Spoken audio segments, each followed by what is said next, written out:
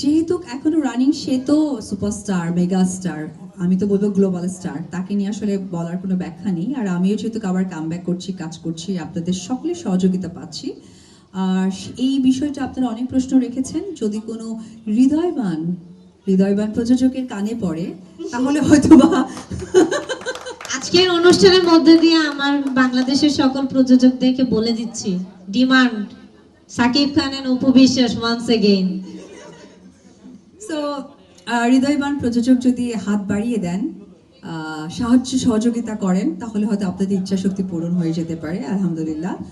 আর সেই জায়গা থেকে আমি সাকিব আসলে 72টা সিনেমা করেছি, খুব সুন্দর করেছি। আপনাদের এবং প্রযোজক, ডিরেক্টর, আমাদের সিনেমা প্রেমীদের মানুষদের সহযোগিতাই আসলে এত কাজ করা সম্ভব হয়েছে। সব থেকে বড় কথা যে আমরা কাজে বিশ্বাসী, কাজ করি, কাজ আমার পরিচয়। এবং আমি আপনাদের এরকম মিডিয়াতে অসংখ্যবার বলেছি এবং আবারও বলতে চাই যে অপু বিশ্বাস এই নামটা কাজ দিয়েই আপনাদের সামনে বেঁচে থাকুক।